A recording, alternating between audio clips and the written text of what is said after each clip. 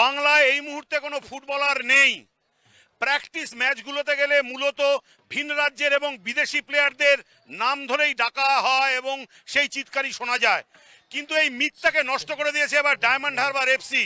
আমার সামনে যে তিনজন ফুটবলার আমার পাশে দাঁড়িয়ে রয়েছেন, পিন্টু মাহাতো, রবি, নরহরি, এরা তিনজনই এই মুহূর্তে বাংলার তিন সেরা ফুটবলার এবং এই তিনজন কিন্তু বাঙালি ফুটবলের এই মুহূর্তে দাঁড়িয়ে বঙ্গ ব্রিগেড, এরা এই মুহূর্তে দাঁড়িয়ে আই লিগ 2 তে ব্যাপক সাফল্য এনে দিয়েছে ডায়মন্ড হারবার এফসি কে। আমি সবার প্রথমে কথা বলবো নরহরির সঙ্গে।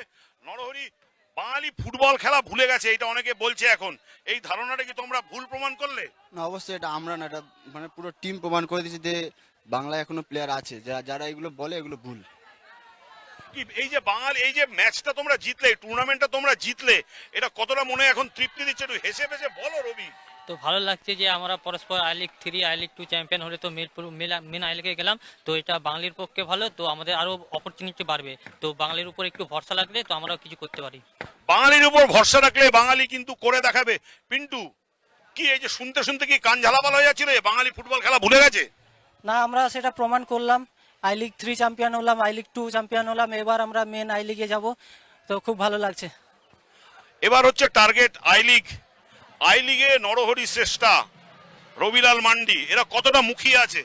না, অবশ্যই এটা খুব বড় প্ল্যাটফর্ম এটা আমাদের জন্য, স্পেশালি আমরা বেঙ্গল থেকে একটা টিম যে রিপ্রেজেন্ট করবে, তো অবশ্যই আমরা মানে এটা পাবো আর কি খেলার জন্য।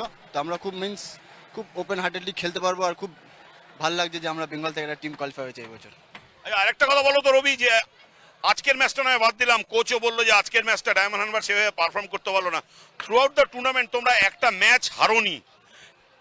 এই গোটা সিজনটা যদি দেখি তোমাদের মানে না হেরে থাকা, হারা ম্যাচের সংখ্যা হাতে গোনা মাত্র। এর কারণটা কি? তুমি তো ডিফেন্সের একজন প্লেয়ার, কারণটা কি? এই সাকসেস রেটের কারণটা কি? তো আমাদের কোচ আমাদের বোঝায়, প্রত্যেকটা প্র্যাকটিস ম্যাচে বোঝায়, যেগুলো আমাদের ম্যাচে আমাদের ভুল হয়, তো ওই ম্যাচে আমাদেরকে ভুল, নেক্সট ম্যাচ যেন না হয় ভুল, তো ওটার জন্য আমাদেরকে প্র্যাকটিস করে সেই হিসেবে, তো সেই হিসেবে আজকে এই মানে আমরা গোল কনসিড করে মানে আমরা কোনো আনবিটেন মানে চ্যাম্পিয়ন হতে পেরেছি, এটাই মানে কোচকে কৃতিত্ব দেবো। এই আনবিটেন থাকাটা কতটা গর্বের, এবং ফাইনাল ম্যাচ তুমি কতটা মিস করলে? আজকে তো অলমোস্ট ফাইন, মানে শেষ ম্যাচ না, ছিল। অবশ্যই এটা মিস তো করেছি এই ম্যাচটা, বিকজ ডবল ইয়েলোর জন্য আমি খেলতে পারিনি। তো অবশ্যই আমার টিম চ্যাম্পিয়ন হয়েছে, এটা আমি ওর থেকে বেশি খুশি যে আমরা চ্যাম্পিয়ন হয়েছে।